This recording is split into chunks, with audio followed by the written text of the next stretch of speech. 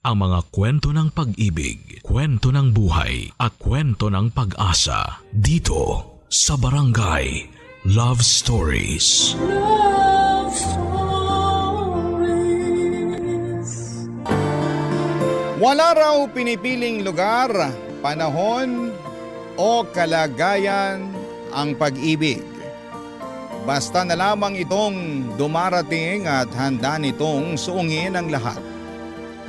Mapatunayan at masunod lamang ang tapat na hangarin. Ikaw, kabarangay, naranasan mo na bang magmahal ng laban sa lahat ng hadlang? Dear Papa Dudut, ako po si Anding, lumaking mahirap sa probinsya ng La Union. Nagtapos ako ng elementarya at high school pero hindi ko naipagpatuloy ang kolehiyo dahil sa sobrang hirap ng buhay. Malinaw pa sa alaala ko ang mga panahong nag-aaral ako sa elementarya. Kahit may uniforme, halatang halata pa rin ang kahirapan namin. Luma ang suot ko, bigay lang ng naging amo ng mga magulang ko. Hindi rin ito na ipaayos sa mananahi kaya sobrang luwang. Kaya't nahihiya ako sa mga kaklase ko. Madalas pa nila akong pagtawanan dahil mukha raw akong nakaduster imbes na naka-uniforme. Sa mga panahong yon ay kinikimkim ko ang sakit ng loob kung bakit kailangan ganito ang buhay namin.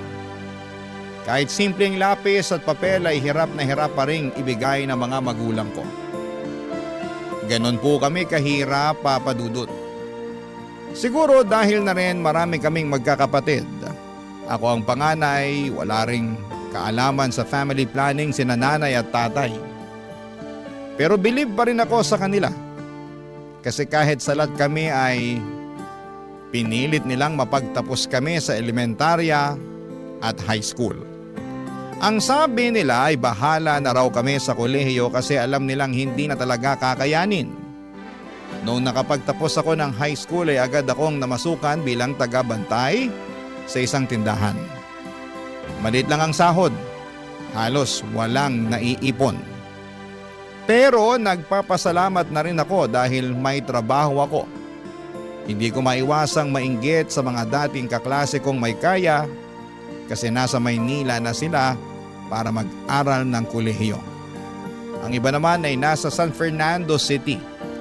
Madalas kong isipin kung may sapat lang akong pera at talino, sana'y nakapag-aral din po ako. Pero sinampal ako ng realidad. Isa lang akong hampas lupa at nananatiling malaking panaginip para sa akin ang makatungtong sa kolehiyo. Isang araw may nagalok sa akin na maging kasambahay. Pinsan siya ng amo ko kaya pumayag ang amo ko na iwan ko ang pagtitinda kung tatanggapin ko ang trabaho at saktong 18 years old na ako. Lumawas ako ng Maynila, Papa Dudut. Dala-dala ang pangarap ko na ito na ang panahon ay tutulong sa akin upang mag-iba ang buhay ko. Pagsusumikapan kong maging maayos na kasambahay para hindi ako mapagalitan ng amo ko. Doon ko nakilala ang anak ng bago kong amo na si Kevin, Papa Dudut.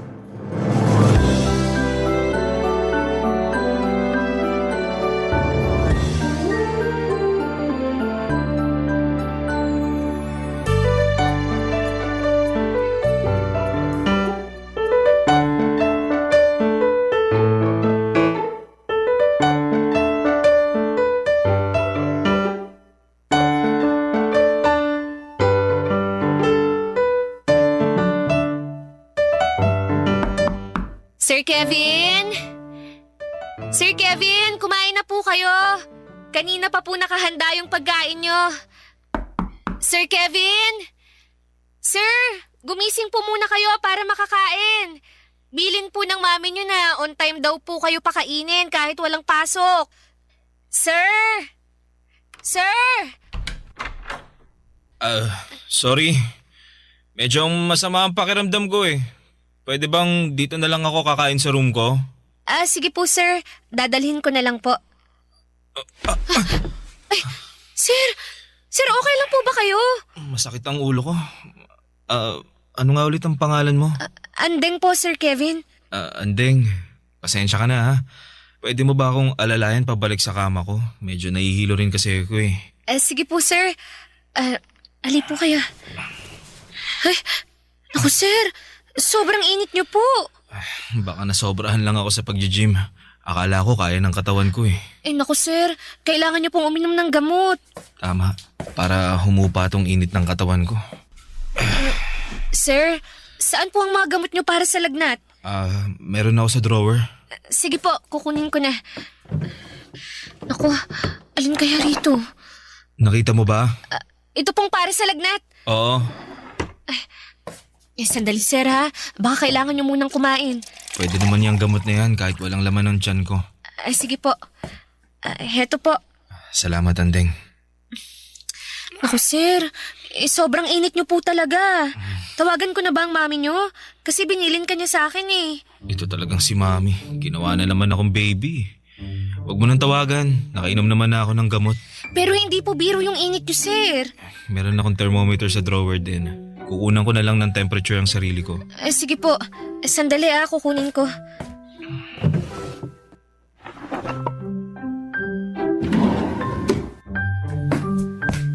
Ito po. Nahanap ko na, sir.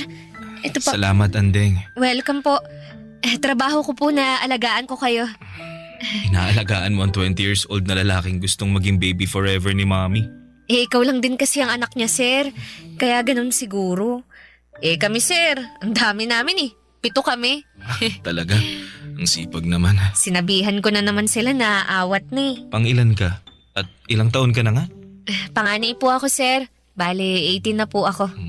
Dapat nasa school ka. Tapos na naman po ako ng high school pero walang pera pang college Sir, baka Mataas nga ang temperature ko.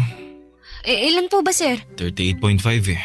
Kaya pala ang init ng katawan ko. Nako, baka kailangan ko kayong punasan ng maligamgam na tubig para mas guminhawa ang pakiramdam nyo. Naku, nakakaya naman. Naku, wag na po kayong mahiya.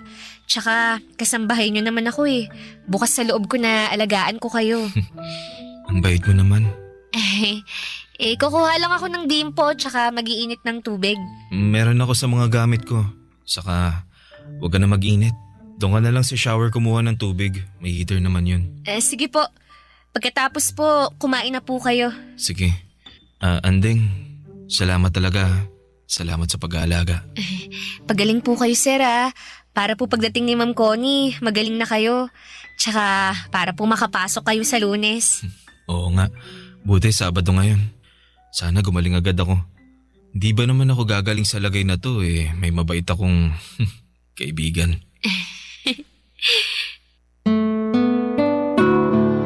Papadudot, nakakaawa talaga kapag may sakit ang isang tao. Sa kaso ni Kevin ay lagnat lang naman, pero labis ang pasasalamat niya dahil inalagaan ko raw siya. Medyo nahihiya pa nga ako habang pinupunasan ko ang katawan niya. Pero kailangan kong gawin para kahit papaano ay gumaan ang pakiramdam niya. Naisip ko na lamang na parang ganun din ang ginagawa ko kapag may lagnat ang mga kapatid ko. Gwapo po si Sir Kevin. Matangkad at matipuno ang katawan dahil nag-gym. Third year college na siya noon sa isang kilalang university sa Maynila. Kaya alam kong maliwanag ang magiging kinabukasan niya. Siguradong makakahanap siya ng maayos na trabaho. Hindi tulad ko na hindi man lang nakatungtong ng kolehiyo. Pero papadudot, kung gaano kabait si Sir Kevin sa akin, gano'n naman kaiba ang ugali ng nanay niya. Sobrang madam talaga. Parang mga karakter na napapanood ko sa TV o naririnig sa inyong programa sa radyo. Mataray at nakakatakot kapag nagsalita siya. Hindi ka pwedeng magkamali sa harapan niya dahil siguradong tatalakan ka. Kaya naman sobra ako naging maingat sa trabaho ko, papadudot, Pero kahit na anong ingat ay may mga pagkakataong sumasablay din ako. O hindi niya gusto ang ginagawa ko, Papa Dudut.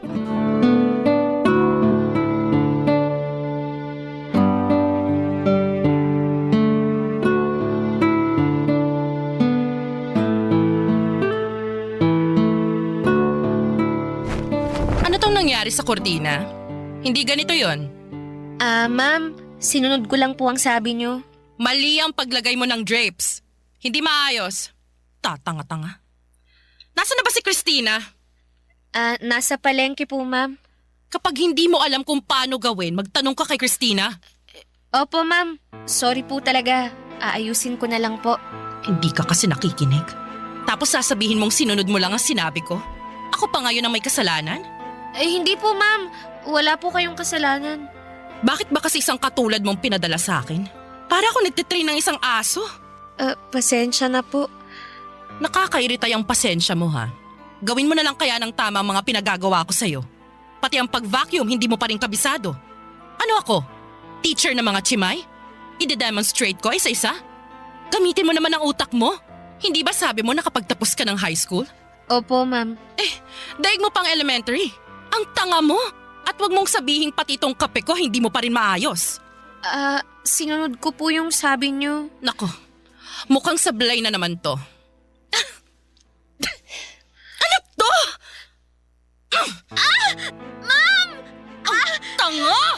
Tanga-tanga! Hindi ganito ang pagtitimpla ng kape. Wala ka nang ginawang matino, Andeng. Alam mo ba yon? Pasensya na po, ma'am. Pasensya na po. Gusto mo ba akong lasunin? Ma'am, hindi po. Ma, anong ginagawa mo kay Andeng? Itong babaeng to, tatanga-tanga. Hindi niya alam kung anong ginagawa niya. Nakadalawang buwan na siya sa atin. Ma, ano ka ba? Hindi naman pwedeng ganito. Dahil ba hindi niya nagawa ng maayos, tatapunan mo na ng kape? Okay ka lang ba, Andeng? Sige na, pumunta ka na muna sa kwarto mo. Diyos ko, paawa effect. Siya naman ang may kasalanan. Hindi maayos ang trabaho niya. Ma, please. Maging tao ka naman. Hindi tama to. Kevin? Tingnan mo naman ang ginawa mo. Oh. Hindi mo siya tinatrato ng tama. Hindi porket pinapasweldohan natin si Andeng, pwede na natin gawin ang kahit ano sa kanya. Pwede kanyang mapakulong. Huwag niya akong subukan. Please ma, magpakatao ka naman. Kevin, ginagawa ko lang naman kung anong nararapat sa kanya. Ay, hindi niya deserve to, ma. Sige na, Andeng, punta ka na sa kwarto mo. Linisin mo sarili mo, magpahinga ka na.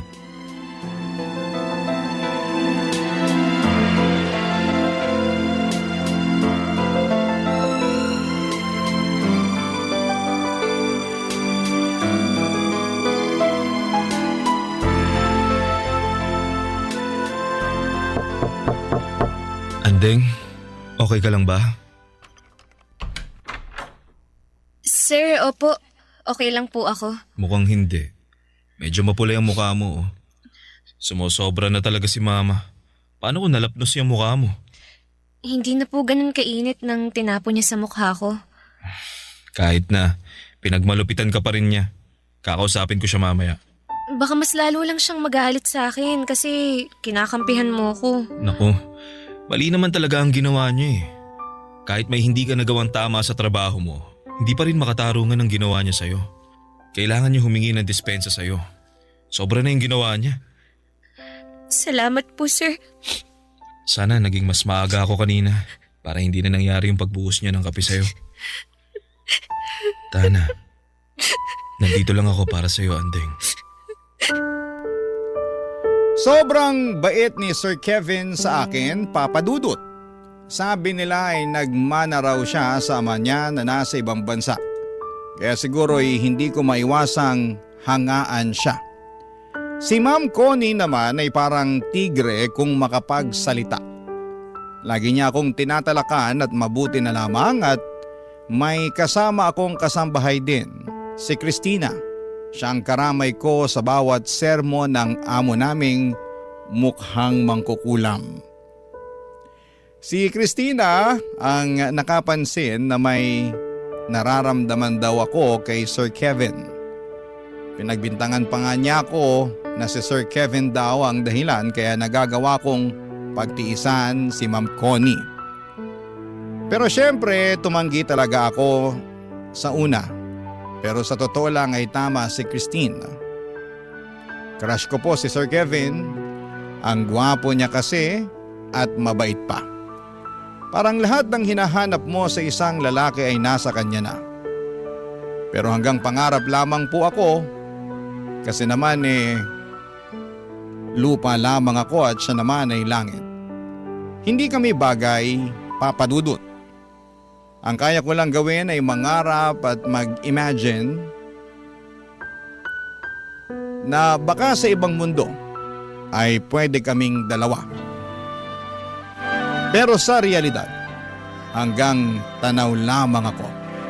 Kasi alam kong hindi kailanman magiging kami ni Sir Kevin. Barangay Love Stories. Barangay Love Stories. Papadudot, naging simple lang naman ang pangarap ko noong magtrabaho ako bilang kasambahay. Ang makapagsilbi ng maayos kina Sir Kevin at Ma'am Connie. Mabait talaga si Sir Kevin. Gumagaan ang pakiramdam ko kapag nandyan siya. Ang hindi ko alam, Papadudot, ay may nararamdaman na rin pala siya para sa akin na mga panahon na yon. Madalas niya akong kausapin at para bang gusto niya akong mas makilala pa. Kapag naririnig niyang pinapagalitan ako ni Ma'am Connie ay lagi siyang nandyan para ipagtanggol ako at siya mismo ang sumasalo ng galit ng mami niya. Basta lang wag maulit yung pagtapo ng kape ni Ma'am Connie sa mukha ko. Bukod pa roon ay tinuturuan niya rin po ako para akong nagkaroon ng libreng tutor. Pinapaliwanag niya sa akin ang mga mahihirap na lesson sa math at English. Hindi lang basta turuan, Papadudot ha, kundi parang gusto niya talagang matuto ako para raw hindi ako habang buhay nakatali sa pagiging kasambahay. Sabi niya may mas malawak pang mundo para sa akin kung pagbubutihin ko ang aking pag-aaral. Ang mga pagre-review namin ay parang paghahanda na rin kung kukuha ako ng entrance exam sa kolehiyo. At habang tinuturuan niya ako, hindi ko maiwasang kiligin. Nakatingin siya diretsyo sa akin. Nakangiti at pakiramdam ko ay importante ako. Kahit alam kong hindi kami bagay, ngunit sa mga pagkakataong yon, parang wala kaming iniisip na agwat. Ako si Andeng na natututo at siya naman si Kevin na buong tiyagang nagtuturo.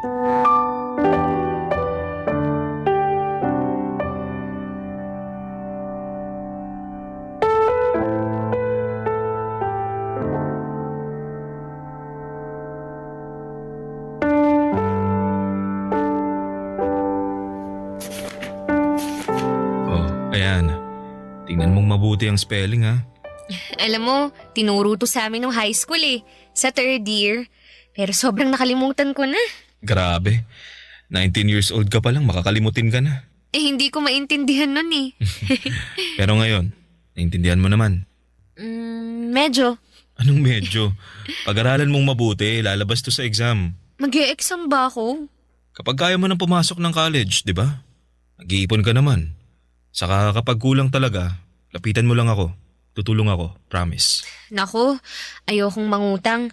Wala akong pambayad. Yung kabaitan mo at kagandahan mo ang pambayad. Sir, maya na lang po ulit tayo Baka pauwi na rin yung mami mo sa trabaho. Baka pagalitan pa ako kasi ginawa kitang tutor. Ano ka ba? Nagtuturo lang naman ako kapag wala ka ng trabaho at free naman ako. Naku, baka mas lalong magalit yun kasi parati nyo na lang akong pinagtatanggol. Kasi gusto kita. Ano po? Gusto kita, Andeng. Sir naman, nagbibiro kayo Alam mo namang hindi ako nagbibiro. At alam kong nararamdaman mo na may gusto ko sa'yo. Naalala mo nung unang araw mo pa lang? Yung nilagnat ako? Nakita ko ang kabaitan mo. Sir, hindi po pwede. Hindi po tayo bagay. Dahil ba anak ako ng amo mo? At kasambahay ka lang? Hindi po talaga tayo bagay. Andeng, sa totoo lang, ilang araw at gabi ko na rin tong iniisip Pero totoo ang nararamdaman ko sa'yo. Gusto kita. Mahal kita. Sir, Marami namang ibang babae dyan. Mga kaklase nyo, schoolmates nyo. Hindi ako pwede. Hindi pwede. Makinig ka. Hindi ko sila gusto. Ikaw ang gusto ko. Pero katulong lang ako. Mahirap lang po ako. Mayaman kayo. May pinag-aralan. 1 taon na lang gagraduate na kayo. Samantalang ako. Basta, hindi tayo bagay. Anding, wag mo namang maliitin ang sarili mo. Dahil lang ba sa kalagayan ng buhay natin kaya tayo hindi pwede? Kung lahat ng to, kung wala akong pera, kung hindi ako mayaman, pwede na? Ganun ba? Sir naman, sobrang layo po ng agwat natin. Tsaka ano na lang sasabihin ng mga magulang mo? Baka mas lalo akong hamakin ni Ma'am Connie. Poprotektahan kita. Naririnig niyo ba yung sarili niyo? Kaisa-isa kayong anak ni na Ma'am Connie. Tapos, sa isang chimay, sa isang maid, muchacha lang kayo mauuwi. Hindi kita nakikita bilang isang chimay, maid o muchacha. Ang nakikita ko isang totoong tao. Isang dalagang may magandang puso na alam kong mamahalin din ako. Gusto kong mahalin ka. Sir, hindi. Huwag na nating ipilit. Huwag na po. Anding, Natatakot akong tanggapin ang pag-ibig mo. Kasi, sino ba ako? Wala akong karapatang umibig sa isang katulad mo. Kahit pilitin mo man na mahal mo ko. Wala kang pakialam sa sasabihin ng iba, ng magulang mo. Pero ang totoo mahirap. Magiging mahirap lang ang sitwasyon kung ipipilit natin. Babalik na ako sa trabaho, sir. teka, Anding! Anding!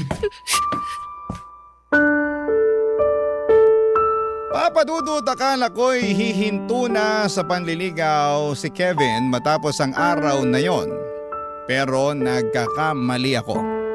Patuloy pa rin siya sa panliligaw sa akin at umabot na ng 1 buwan na araw-araw niya akong sinasabihan kung gaano niya ako kamahal. Paano mo nga ba mapipigilan ang tibok ng puso? Kahit anong pigil ko sa sarili ko'y bumigay na rin ako. Sinagot ko si Kevin, Papadudot. Hindi na hanggang tanaw ang relasyon namin. Tinanggap ko ang pagmamahal niya. Pero walang araw na hindi ako natatakot. Paano kung malalaman ni Ma'am Connie ang katotohanan? Sa tuwing kinakausap ako ni Kevin at sa bawat pagngiti niya ay parang may naaninag akong anino ni Ma'am Connie. Pinapakaba ang bawat araw ng paglilihim naming dalawa sa aming relasyon.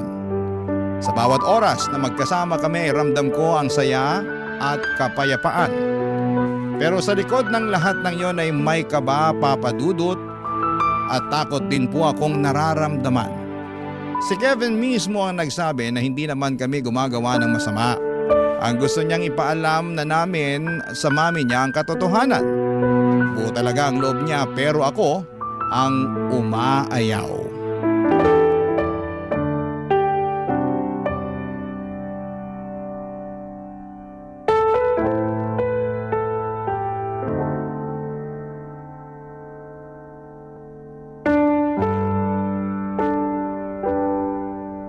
Dalawang buwan na nating nililihim sa kanila.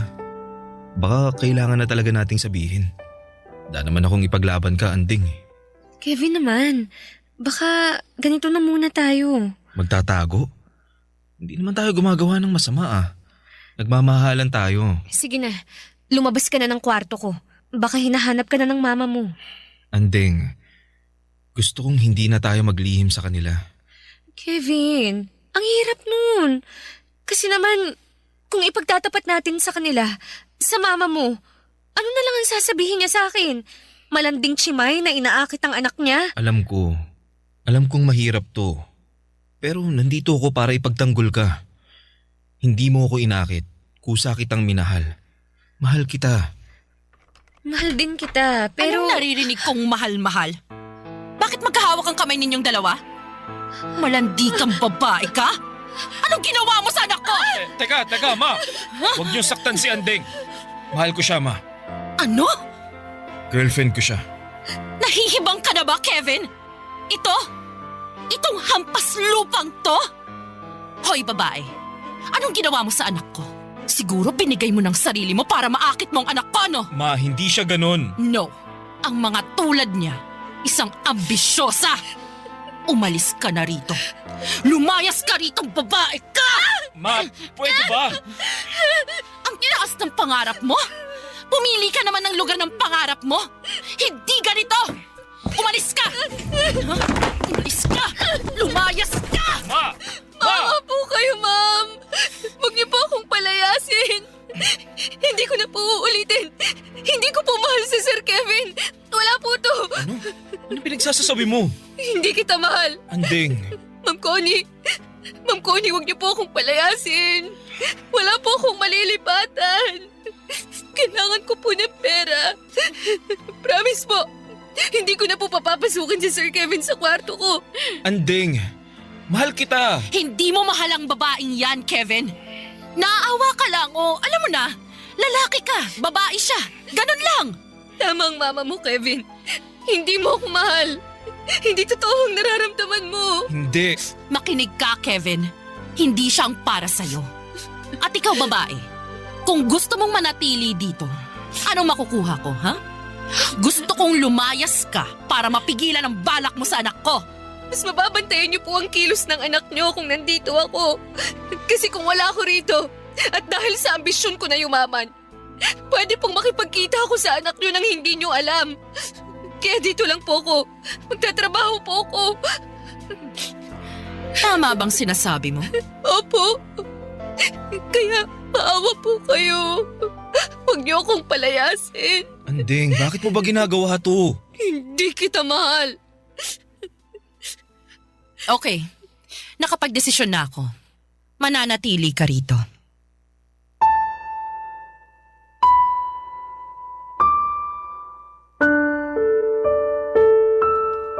Sa sobrang takot ko ay halos gumuho ang mundo ko sa mga pinagsasabi ko.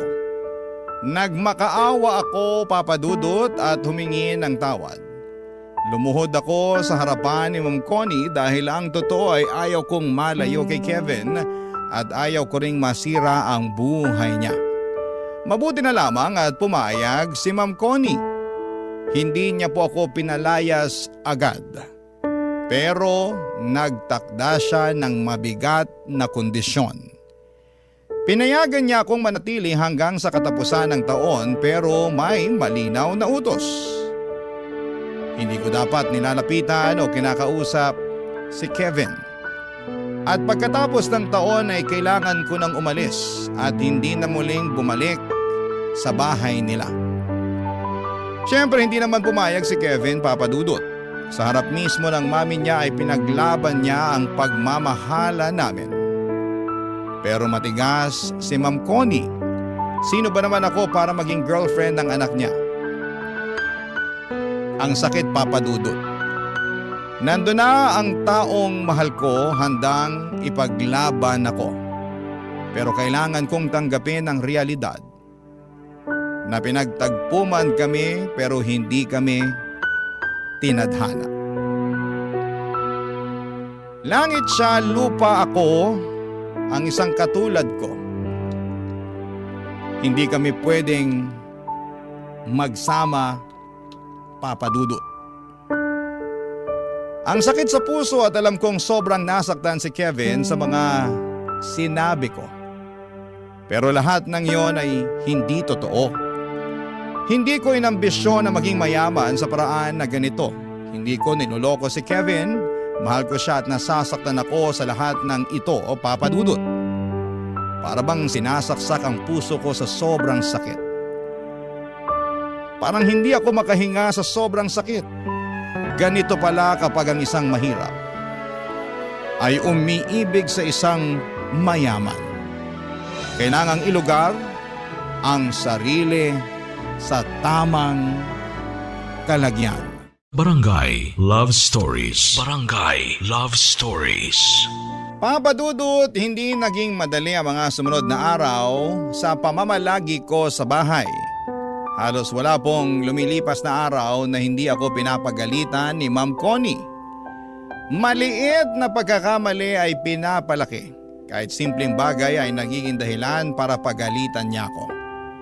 Tinitiis ko na lamang habang ramdam kong gusto akong kausapin ni Kevin. Lagi siyang naghahanap ng pagkakataon pero iniiwasan ko siya. Hindi dahil sa ayaw ko, kundi dahil natatakot akong lalong magalit ang mami niya. Ang sakit sa pakiramdam na naroon lamang siya, pero kailangan kong umiwas. At para bang tinutusok ang puso ko tuwing nagtatama ang mga mata namin, Papa Dudut. Mahirap magpigil. Mahal ko po si Kevin at alam kong mahal niya rin ako. Pero araw-araw ay pinapaalala ng sitwasyon na hindi sapat ang pagmamahal kapag hadlang ang pagkakaiba ng estado sa buhay. Para po sa akin, ito lang ang paraan ko para kahit papaano nakikita ko si Kevin kasi mahal ko siya. Kaya kong tiisin ang pangahamak ni Ma'am Connie sa akin.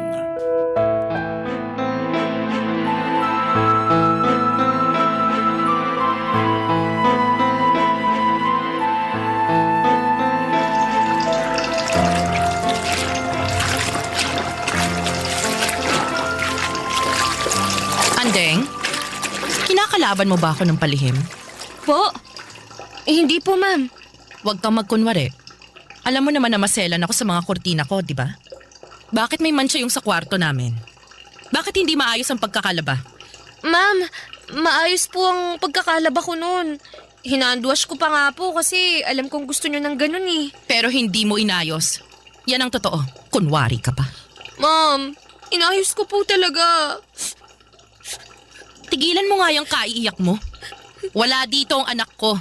Walang maaawa sa'yo. Walang magtatanggol sa'yo na para bang akong pinapalabas mong kontrabida sa buhay mo. Ma'am, ang gusto ko lang po, maging maayos ang trabaho ko rito. Kaya po, inayos ko po talaga. Kung gusto niyo po, lalaban ko na lang po ulit. Hoy, ikaw. Kung ano man ang binabalak mo sa anak ko, tigilan mo. Wala po. Wala po akong binabalak sa kanya. Kaya nga po nandito ako para makita niyong wala akong balak sa anak niyo eh. Hindi ko po siya kinakausap. Umiiwas po ako. Sinungaling. Teka, naisip ko lang.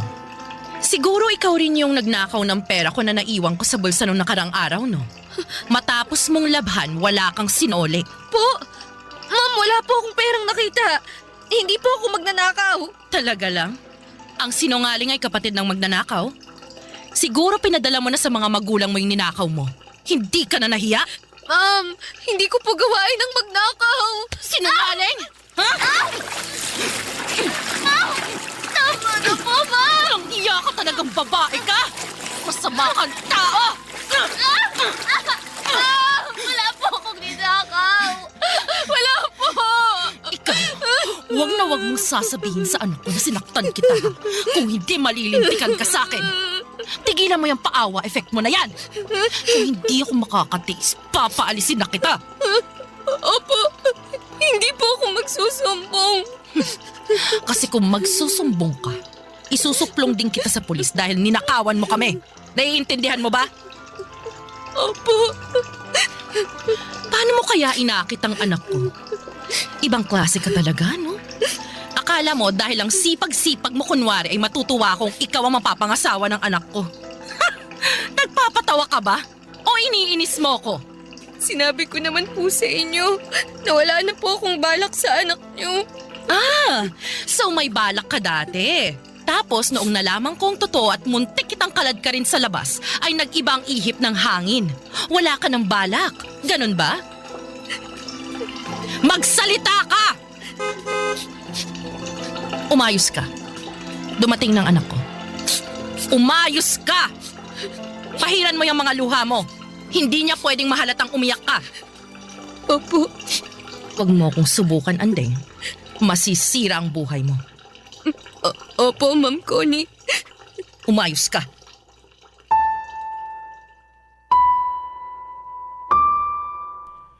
Papadudod sa tuwing wala si Kevin sa bahay ay doon ako pinapahirapan ni Ma'am Connie.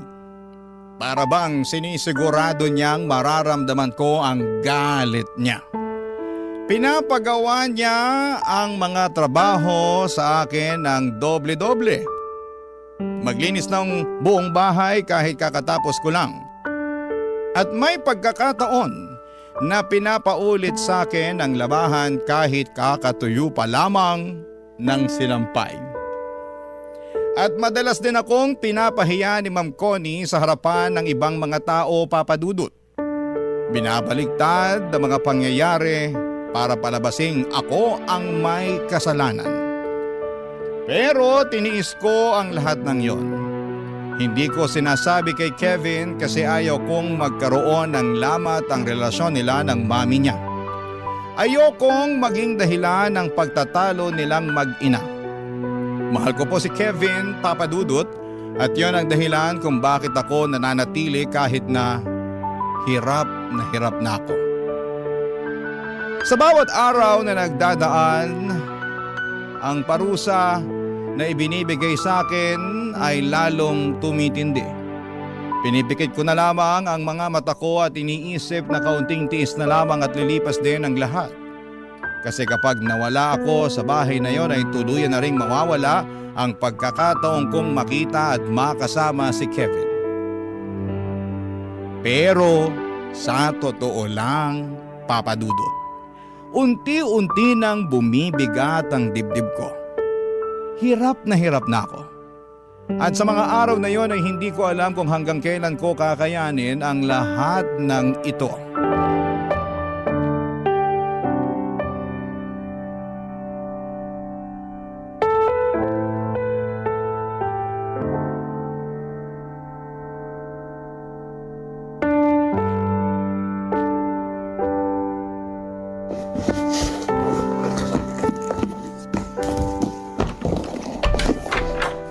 Anding, anong ginagawa mo? Naalis na ako. Ibig sabihin, iiwan mo na ako? Sana noon ko pa ginawa to eh. Anding, alam kong nagsinungaling ka lang kay mama na hindi mo ako mahal. Dahil ramdam kong gusto mong manatili sa bahay kasi ayaw mong malayo ako sa'yo. Ayaw mong masira din ang buhay ko. Gusto mong makatapos ako ng college. Alam ko yun. Hindi kita mahal. Kaya aalis na ako para matahimik ang lahat. Ang gusto ko lang, magkaroon ng trabaho. May maipadala akong pera sa pamilya ko. Mahal kita, Anding. Huwag mo naman ako saktan ng ganito. Kevin, kailangan ko nang umalis. May nahanap na akong ibang trabaho. Sasama ako sa'yo. Ano? Nahihibang ka ba? Hindi kita mahal. At wala kang mapapala sa akin. Kasi mahirap ka lang. Hindi ka nakapag-aral, ganun ba? Buo na ang loob ko. Buo na ang loob kong umalis na akong mag-isa. Dito ka lang. Ayokong sirain ang buhay mo. Mag-aaral ka. Tapusin mo ang pag-aaral mo. Kaya ba ayaw mong aminin na mahal mo ko dahil natatakot kang masira ang buhay ko? Andeng, kaya ko ang sarili ko. At wag mong iisipin na masisira ang buhay ko dahil sa'yo. Kasi ikaw nga ang inspirasyon ko sa lahat ng ginagawa ko. Huwag mo na akong pahirapan pa. Wag mo rin akong pahirapan. Wag mong pahirapan ang puso ko. Hindi ko kayang iwan mo ko. Hindi ko kayang mawala ka. Mahal kita. Hindi ko ikakahiya na ikaw ang minahal ko, na ikaw ang makakasama ko habang buhay. Kevin naman. Sasama ako sa'yo. Sasama ako, Andeng. Dahil mahal kita. Mahal na mahal kita. Buo na ang loob ni Kevin na iniwan niya ang lahat para samahan ako. Umalis kami ng magkasama dala ang takot at kaba. Pero higit sa lahat, Papa Dudut, dala ang pag-ibig na matagal na naming pinaglalaban. Hinahanap kami ng mga magulang niya pero nanindigan si Kevin at pinili niya ako sa hirap man o sa ginhawa. Pinili niyang magsimula ng mahirap kasama ako, kesa ang mabuhay ng marangya pero wala sa tabi niya. Doon ko lalong napatunayan, Papa Dudut, na totoo ang pagmamahal niya. Nagsimula kami sa wala except doon sa naitabi niyang pera. Pareho kaming nagbanat ng buto. Si Kevin nagtatrabaho habang pinagpapatuloy ang pag-aaral niya. Kahit na anong hirap ay hindi siya sumuko hanggang sa makapagtapos siya sa isang state university. At nang siya naman ang nagsimula ng magtagumpay, ako naman ang kanyang pinagtapos. Papa Dudut, hindi madali, maraming luha, maraming gabi ng gutom at pagod. Pero lahat ng yon ay nalampasan namin dahil sabay naming hinarap. Unti-unti ay gumanda ang buhay namin. Hindi man marangya pero puno ng kasiyahan at pagmamahalan. Ngayon, Papa Dudut, ay masasabi kong tama ang naging desisyon ko. Ang lumaban para sa puso ko. Kasi lahat ng sakit, lahat ng parusa at hirap na tiniis ko noon ay napalitan ng magandang bagay. At higit sa lahat ay natupad ang pangarap kong dati hanggang panaginip lamang. Na makasama at mahalin si Kevin hanggang sa dulo ng lahat. Parang Cinderella story pero pareho kaming nagsumika para umangat. Ang prinsipe ay buwaba sa kanyang palasyo para sa akin at mamuhay na normal para lamang ipaglaban ang puso niya. Sobrang mahal ko po si Kevin, Papa Dudut. Hindi man ako tanggap ni Ma'am Connie ay wala na siyang magawa kasi ako na ang pinakasalan ni Kevin. Ang mahalaga, I am made to be with my Prince Charming. Ang mahal ko, si Kevin. Kasama ang aming 3 anak. Maraming salamat po sa inyo, Papa Dudut, at sana'y forever po itong programa ninyo. Ang inyong forever kapuso at kabarangay, Andeng. Nakakaantig naman talaga ang ating kwento. Ikaw ba, kabarangay? Nakarelate ka ba sa story natin ngayon? Kwentuhan naman tayo dito sa comment section.